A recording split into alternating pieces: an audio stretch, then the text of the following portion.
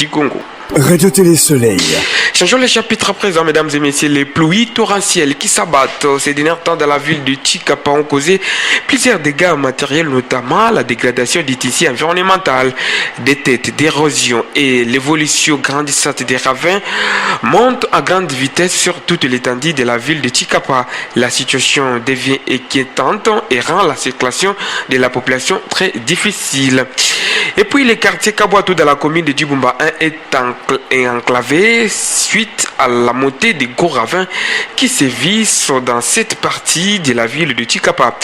Mwalika Tongagil, membre du parti politique ACB qui alerte sur la situation, indique que le quartier Kabouatou fait face à une dégradation des tissus environnementaux.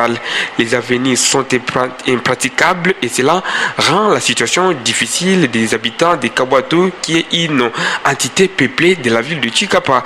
Il demande donc aux autorités provinciales, aux élus provinciaux et nationaux de doter aux habitants du quartier Kabouatou les sacs de ciment et autres sacs vides pour procéder au remblayage des ravins à travers les travaux collectifs appelés Salongo.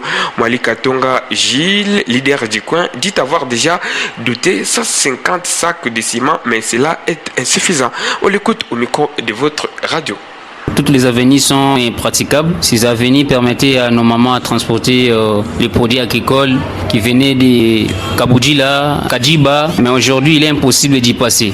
Même les élèves aussi ont des difficultés de traverser, de se rendre à l'école, donc il y a des difficultés en tout cas. Raison pour laquelle nous sommes déjà là et vous voyez comment les habitants vous plairent et sont en train de vous déranger. Donc nous les faisons déjà chaque samedi. Moi personnellement je viens d'offrir 150 sacs, mais cela reste insuffisant avec la manière dont les ravins se multiplient. Avec la situation nécessite l'implication des autorités provinciales ainsi que des élus nationaux et provinciaux. Ce quartier, c'est l'un des quartiers les plus peuplés de la commune de Djibouba 1 et surtout un quartier qui a des notables, qui a des vrais ressortissants et des gens leaders comme nous. Nous demandons aux autorités provinciales, aux députés que nous-mêmes nous avons élus, de nous venir en aide parce qu'on ne voulait pas avoir beaucoup de choses. Nous avons besoin de sacs vides, même sans sacs de ciment, même des sacs de ciment, 10 sacs vides, ça pourrait un peu nous aider à avancer avec les travaux parce que chaque samedi, on évolue avec les travaux. J'appelle tous les habitants à une prise de conscience. Ne nous déconsidérons pas. En fait, nous sommes là, nous sommes une grande famille. Nous sommes mobilisés et sensibilisés pour faire attendre la voix des Kabouatou en particulier et surtout ainsi que la commune de Djibouba en général. Donc, on est là, on est déterminés. Raison pour laquelle nous sommes là sur les ondes pour parler rien que du quartier Kabouatou.